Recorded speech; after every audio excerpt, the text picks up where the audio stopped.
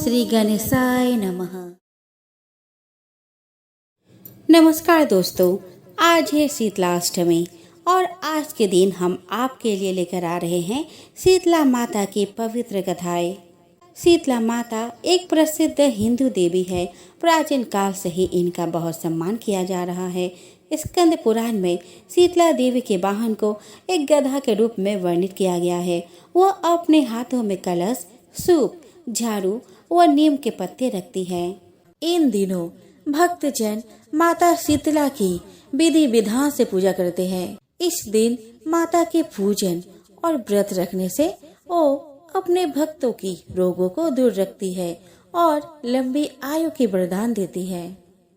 वैसे तो भगवान को हमेशा शुद्ध और ताजे खाने के ही भोग लगाया जाता है, लेकिन इस दिन माता को बासी और ठंडे खाने का भोग लगाया जाता है। इस दिन घरों में चूल्हा नहीं जलाया जाता। तो चलिए दोस्तों, हम श्रवण करें शीतला देवी की पवित्र कथा। एक बुढ़िया माई थी जो बसोरे को ठंडी रोटी खाती और शीतला माई की पूजा करती। गांव में कोई भी पूजा नहीं करता था। बसोरे के दिन सारे गांव में आग लग गई और सारा गांव जल गया, परंतु बुढ़िया माई की झोपड़ी बच गई। सबने बुढ़िया माई के पास जाकर पूछा कि सबके घर जल गए, तुम्हारा क्यों नहीं जला? क्या बात है? बुढ़िया बोली, मैंने बसोरे को ठंडी रोटी खाई थी और शीतला माई की पूजा करी थी और किसी ने ऐसा नहीं किया, इसीलिए मेरी झोपड़ी तो रह गई और तुम्हारे घर जल गए। सारे गांव में ढिंढोरा पिटवा दिया गया कि बसोरे के दिन सब ठंडी रोटी खाए और शीतला माई की पूजा करे। माता शीतला को प्रसन्न करने के लिए एक दिन पहले ही भोजन बना ले। हे शीतला माई, जैसे बुढ़िया माई की रक्षा करी वैसे ही हम सब की रक्षा करना, सबके बाल बच्चों की रक्षा करना। तो बोलो शीतला माई की जय। एक गांव में एक ब्राह्मण परिवार में बुजुर्ग दंपत्ति के 2 बेटे और 2 बहुएं थी। दोनों बहुएं को एक एक संतान थी। घर में सभी मिलकर प्रेम से रहते थे। तभी शीतला अष्टमी का पर्व आया। दोनों बहुओं ने व्रत के विधान के अनुसार एक दिन पहले ही बसोरा मतलब बासी भोजन माँ के भोग के लिए तैयार कर लिया। लेकिन दोनों की संतानें छोटी थी। उनको लगा कि कहीं बासी खाना उनके बच्चों को नुकसान न कर ले, इसलिए उन्होंने अपने बच्चे को ताजा खाना बना के खिला दिया। शीतला माँ का पूजन करने के बाद जब वे घर लौटी तो बच्चे को मरा हुआ देख रोने लगी। उनके सास ने उन्हें शीतला माता को नाराज करने का फल बताया और कहा, जाओ, जब तक अपने बच्चे जीवित ना हो जाए तुम घर वापस मत आना। दोनों बहुएं अपने मरे हुए बच्चे को लेकर भटकने लगी। तभी उन्हें खेजड़ी के पेड़ के नीचे ओरी और शीतला 2 बहनें मिली। दोनों बहनें गंदगी और जू के कारण बहुत परेशान थी। बहुओं से उन बहनों की परेशानी देखी नहीं गई।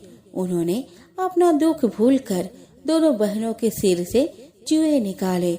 जुए निकालने के बाद शीतला और ओरी ने प्रसन्न होकर दोनों बहुओं के पुत्रवती होने की कामना की।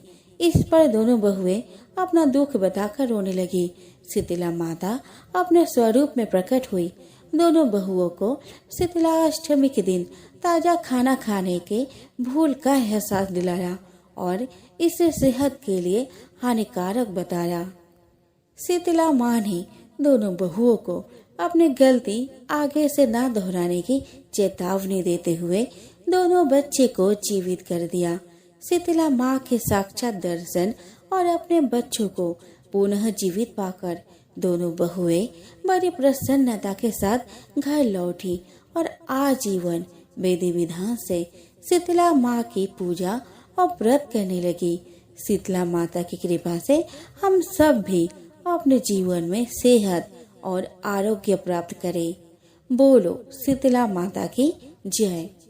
एक बार शीतला माता ने सोचा कि चलो आज देखूं कि धरती पर मेरी पूजा कौन कौन करता है, कौन मुझे मानता है।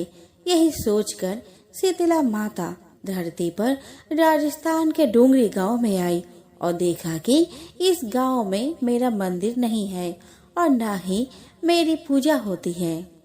माता शीतला गांव के गलियों में घूम रही थी, तभी एक मकान के ऊपर से किसी ने चावल का उबला पानी नीचे फेंका। वह उबला पानी शीतला माता के ऊपर गिरा, जिससे शीतला माता के शरीर में फफोले या छाले पड़ गए। शीतला माता के पूरे शरीर में जलन होने लगी। शीतला माता गांव के इधर उधर भाग भाग के चिल्लाने लगी, अरे मैं जल गई, मेरा शरीर तप रहा है, जल रहा है, कोई मेरा सहायता करो। लेकिन उस गांव में किसी ने शीतला माता की सहायता नहीं की। वही अपने घर के बाहर एक कुम्हारन महिला बैठी थी। उस कुम्हारन ने देखा कि यार यह बूढ़ी माई तो बहुत जल गई है, इसके पूरे शरीर में तपन है, इसके पूरे शरीर में फफोले पड़ गए हैं, यह तपन सहन नहीं कर पा रही है। तब उस कुम्हारन ने कहा, हे माँ, तू यहाँ आकर बैठ जा, मैं तेरे शरीर के ऊपर ठंडा पानी डालती हूँ। कुम्हारन ने उस बूढ़ी माई पर खूब ठंडा पानी डाला और बोली, हे माँ, मेरे घर में रात की बनी हुई राबड़ी रखी है, थोड़ा दही भी है, तो दही राबड़ी खा ले। जब बूढ़ी माई ने ठंडे ज्वार के आटे की राबड़ी और दही खाया तो उसके शरीर को ठंडक मिली। तब उस कुम्हारन ने कहा, आ माँ बैठ जा, तेरे सिर के बाल बहुत बिखरे हैं, ला मैं तेरी चोटी गूंथ देती हूँ। और कुम्हारन माई के चोटी गूंथने हेतु कंघी बालों में करती रही। अचानक कुम्हारन का नजर उस बूढ़ी माई के सिर के पीछे पड़ी तो कुम्हारन ने देखा कि एक खाक बालों के अंदर छुपी है। यह देखकर कुम्हारन डर के मारे घबराकर भागने लगी। तभी उस बूढ़ी माई ने कहा, रुक जा बेटी, तू डर मत, मैं कोई भूत प्रेत नहीं हूँ, मैं शीतला देवी हूँ। मैं तो इस धरती पर देखने आई थी कि मुझे कौन मानता है, कौन मेरी पूजा करता है। इतना कहकर माता चार भुजा वाली हीरे जवाहरत के आभूषण पहने, सिर पर स्वर्ण मुकुट धारण किए अपने असली रूप में प्रकट हो गई। माता के दर्शन पर कुम्हारन सोचने लगी कि अब मैं गरीब इन माता को कहाँ बैठाऊं। तब माता बोली, हे बेटी, तुम किस सोच में पड़ गई।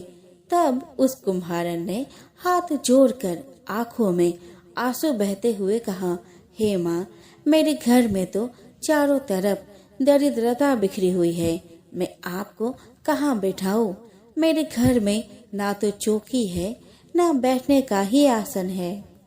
तब शीतला माता प्रसन्न होकर उस कुम्हारन के घर पर खड़े हुए गधे पर बैठकर एक हाथ में झाड़ू और दूसरे हाथ में डलिया लेकर उस कुम्हारन के घर के दरिद्रता को झाड़कर डलिया में भरकर फेंक दिया और उस कुम्हारन से कहा, हे बेटी, मैं तेरी सच्ची भक्ति से प्रसन्न हूँ, अब तुझे जो भी चाहिए मुझसे वरदान मांग ले। तब कुम्हारन ने हाथ जोड़कर कहा, हे माता, मेरी इच्छा है, अब आप इसी डूंगरी गांव में स्थापित होकर यही निवास करें और जिस प्रकार आपने मेरे घर की दरिद्रता को अपने झाड़ू से साफ कर दिया, ऐसे ही आपको जो भी भक्त अष्टमी के दिन आपको ठंडा जल, दही या बासी ठंडा भोजन चढ़ाए, उसके घर की दरिद्रता को दूर करना एवं आपकी पूजा करने वाली महिला का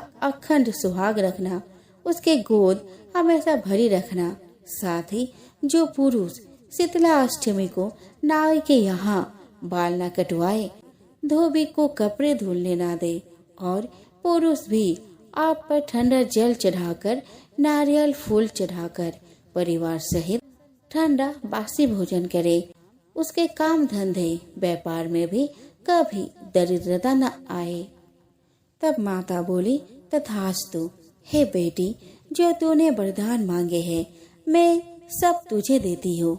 हे बेटी, तुझे आशीर्वाद देती हूँ कि मेरा पूजा का मुख्य अधिकार इस धरती पर सिर्फ कुम्हार जाति का ही होगा। तभी उसी दिन से डोंगरी गांव में शीतला माता स्थापित हो गई और उस गांव का नाम हो गया सील की डोंगरी।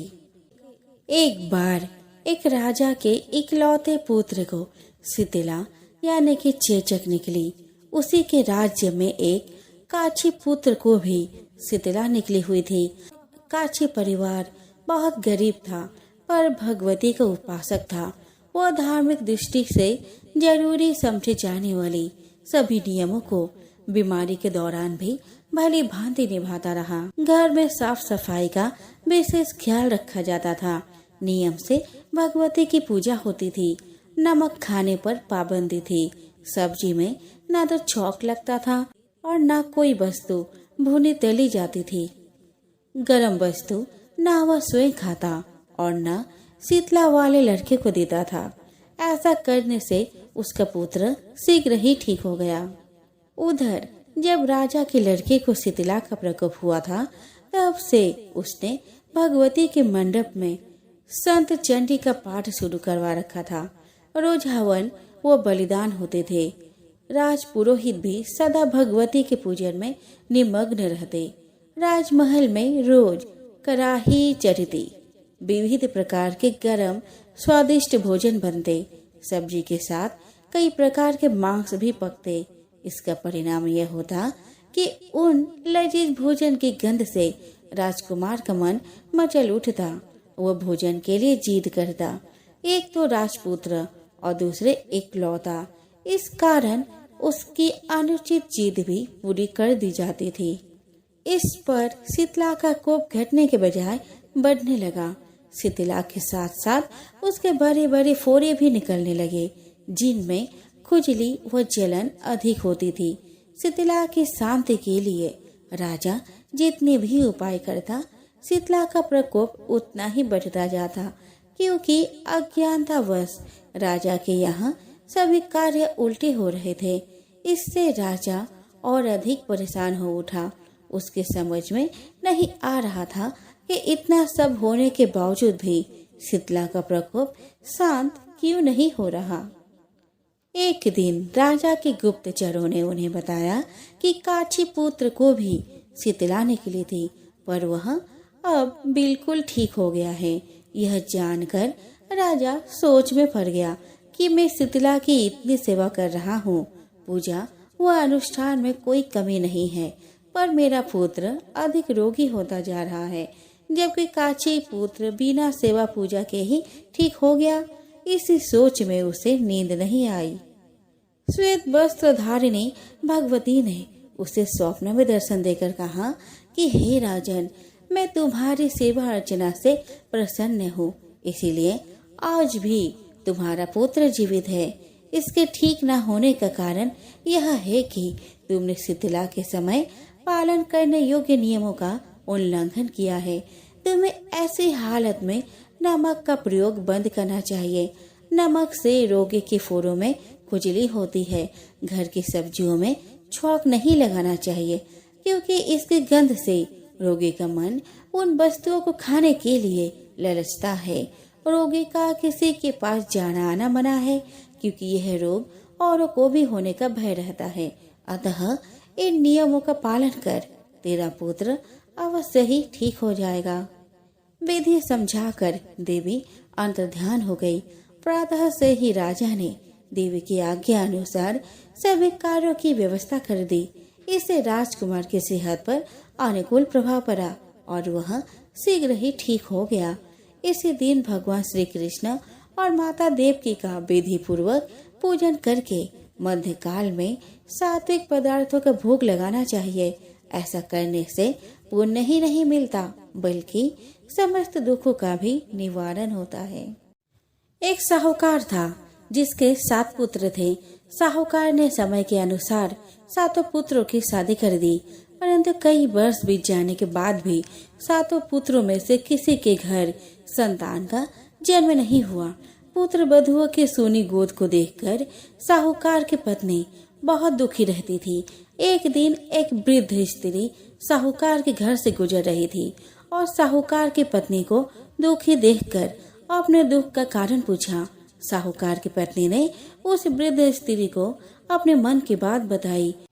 इस पर उस वृद्ध स्त्री ने कहा कि आप अपने सातों पुत्र वधुओं के साथ मिलकर शीतला माता का व्रत और पूजन कीजिए। इससे माता शीतला प्रसन्न हो जाएगी और आपकी सातों पुत्र वधुओं की गोद हरी हो जाएगी। साहूकार की पत्नी तब अपने सातों बहुओं के साथ मिलकर उस वृद्धा के बताए विधान के अनुसार माता शीतला का व्रत किया। माता शीतला की कृपा से सातों बहुएं गर्भवती हुई और समय आने पर सभी के सुंदर पुत्र हुए। समय का चक्र चलता रहा और दोबारा कृष्ण पक्ष की अष्टमी की तिथि आई, लेकिन किसी को माता शीतला के व्रत का ध्यान नहीं आया। इस दिन सास और बहुओं ने गर्म पानी से स्नान किया और गर्मा गर्म भोजन किया। माता शीतला इससे कुपित हो गई और साहूकार की पत्नी के स्वप्न में आकर बोली कि तुमने मेरे व्रत का पालन नहीं किया है, इसलिए तुम्हारे पति का स्वर्गवास हो गया है। स्वप्न देखकर साहूकार की पत्नी पागल सी हो गई और भटकते भटकते घने वन में चली गई। वन में साहूकार की पत्नी ने देखा कि जिस वृद्धा ने उसे शीतला माता का व्रत करने के लिए कहा था वो अग्नि में जल रही है। उसे देख साहूकार की पत्नी आश्चर्यचकित हो गई और उसे एहसास हो गया कि यह शीतला माता है। अपने भूल के लिए वह माता से विनती की। माता ने तब उससे कहा कि तुम मेरे शरीर पर दही का लेपन करो, इससे तुम्हारे पर जो दैविक ताप है वह समाप्त हो जाएगा। साहूकार की पत्नी ने तब शीतला माता के शरीर पर दही का लेपन किया। इससे उसका पागलपन ठीक हो गया और साहूकार के प्राण भी लौट आए। आषाढ़ का महीना आया एवं शीतला अष्टमी की तिथि आई। सभी लोग कहने लगे कि माता आई है, माता आई है। शीतला माता के स्वागत के लिए किसी ने हलवा बनाया तो किसी ने लापसी बनाया। माता के गर्म खाने का भोग लगाया। माता के अंग अंग में आग जलने लगी तो माता दौड़ी दौड़ी कुम्हार के घर गई। कुम्हार को कहा कि मेरा अंग अंग जल रहा है। कुम्हार ने माँ को ठंडी मिट्टी से लेप लगा दिया। शीतला माता को थोड़ी आराम मिली और वो बोली कि बेटा मुझे भूख लगी है। कुम्हार के घर रात की बनी रोटी राबड़ी रखी थी, उसने माता को खिला दी। इससे माता का ताप शांत हुआ और कुम्हार पर प्रसन्न होकर बोली कि सारी नगरी में हाहाकार होगा, केवल तेरा घर बचेगा और तेरे घर में सदा अन्न धन के भंडार भरे रहेंगे। सारी नगरी में त्राही त्राही करने लगे और कुम्हार का घर बच गया। सारे लोगों ने कुम्हार से पूछा कि कुम्हार तूने क्या जादू किया जिससे सारा नगर नष्ट हो गया और तेरा घर बचा रहा।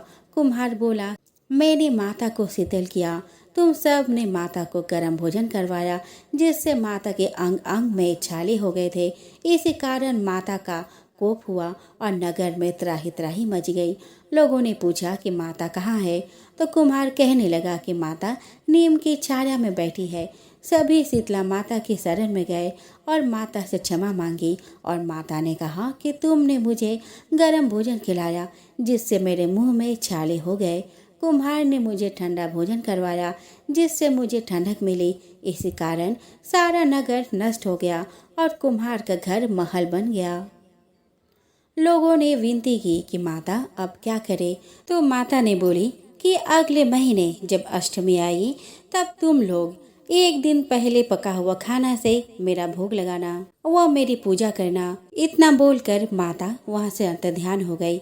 अगले महीने जब शीतला अष्टमी आया तब सब लोगों ने बासी खाना का भोग लगाया और माता की पूजा की जिससे माता प्रसन्न हुई और सारी नगरी में आनंद हो गया। हे शीतला माता, जैसे सारी नगरवासियों को क्षमा किया, उन पर प्रसन्न हुई, वैसे सभी पर प्रसन्न रहना, भूल चूक क्षमा करना। एक बार पथवारी माता, पाल और विनायक जी में झगड़ा हो गया। सब आपस में स्वयं को बड़ा बताने लगे। इतने में एक ब्राह्मण का लड़का आया। पाल पथवारी गजानंद जी ने उसे रोका और कहा कि लड़के रुक जा और हमारा न्याय कर। लड़का बोला कि मैं कल वापस आऊँगा तब न्याय करूँगा। घर आकर लड़के ने माँ से कहा कि माँ, मुझे कल पाल पथवारी माता और विनायक जी का न्याय चुकाना है। तो माँ ने कहा कि बेटा सबको बड़ा बता देना।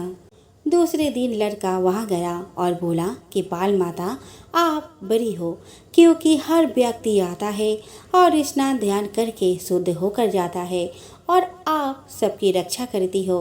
हे पथवारी माता, आप सबसे बड़ी हो, क्योंकि कितने भी तीर्थ धर्म ध्यान कर ले पर आपकी पूजा किए बिना उनका कार्य पूर्ण नहीं होता। आप जीवित को भी तारती हो और मरने के बाद भी उद्धार करती हो। पथवारी माता, पद की धरानी, इसीलिए आप बड़ी हो। अब विनायक जी से लड़का बोला कि सबसे पहले शुभ काम में आपको ही मनाया जाता है। आपको ध्याए बिना कोई काम सिद्ध नहीं होता, इसीलिए आप बड़े हो। पाल माता, पथवारी माता और विनायक जी भगवान लड़के की चतुराई से प्रसन्न हो गए और बोले कि लड़के, तुमने तो हम सबको ही बड़ा कर दिया, उसको सुखी रहने का आशीर्वाद दिया और जौ के दाने उसके अंगूठे में डाल दिए। लड़का सोचने लगा कि ये तो घाटे का सौदा रहा। सारा दिन खराब कर न्याय किया और इतने से जौ मिले। उदास मन से घर आकर अंगूठा एक कोने में डाल दिया। माँ बोली कि बेटा, न्याय करके क्या लाया है? लड़का बोला कि माँ, कोने में पड़ा है, जाकर देख ले। माँ वहाँ गई तो देखी हीरे मोती का ढेर लगा है। हीरे मोती जगमगा रहे हैं। माँ अत्यंत प्रसन्न हुई। माँ ने बेटे को बुलाया और कहा कि बेटा, आज तो पाल माता, पथवारी माता, विनायक जी भगवान आज तो हम पर प्रसन्न हुए हैं। माँ और बेटे बहुत प्रसन्न हुए। हे भगवान, जैसा पाल माता, पथवारी माता और विनायक जी भगवान ने लड़कों को दिया, वैसा सबको देना। कहानी कहने, सुनने और हुंकार भरने वालों को सुख समृद्धि धन धान्य देना। यह गणेश जी की कथा है, जिसे किसी भी व्रत या अन्य किसी कथा को सुनने के बाद अनिवार्य रूप से सुना जाता है। गणेश जी की पूजा के उपरांत विनायक जी की कथा, गणेश जी की कथा को सुनना अत्यंत ही शुभ होता है। एक बार गणेश जी महाराज एक सेठ जी के खेत में से जा रहे थे तो उन्होंने 12 दाने अनाज को तोड़ दिए। फिर गणेश जी के मन में पछतावा भी हुआ कि मैंने तो सेठ जी के यहाँ चोरी कर ली। तो गणेश जी सेठ जी के 12 साल की नौकरी करने लग गए।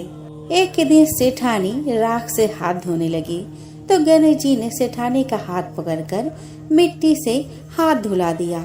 सेठानी सेठ जी से बोली, ऐसा क्या नौकर रखा है? नौकर होकर उसने मेरा हाथ पकड़ लिया। सेठ जी ने गणेश जी को बुलाकर पूछा कि तुमने सेठानी का हाथ क्यों पकड़ा? तो गणेश जी ने बोला, मैंने तो एक सीख की बात बताई है। राख से हाथ धोने पर घर की लक्ष्मी नाराज होकर घर से चली जाती है और मिट्टी से हाथ धोने से आती है। सेठ जी ने सोचा कि गणेश है तो सच्चा। थोड़े दिन बाद कुंभ का मेला आया। सेठ जी ने कहा, गणेश, सेठानी को कुंभ के मेले में स्नान करा के ले आओ। सेठानी किनारे पर बैठकर नहा रही थी तो गणेश जी उनका हाथ पकड़कर आगे डुबकी लगवा लाए। घर आकर सेठानी ने शेष से कहा कि गणेश ने तो मेरी इज्जत ही नहीं रखी और इतने सारे आदमियों के बीच मुझे घसीट कर आगे पानी में ले गए। तब सेठ जी ने गणेश जी को पूछा कि ऐसा क्यों किया?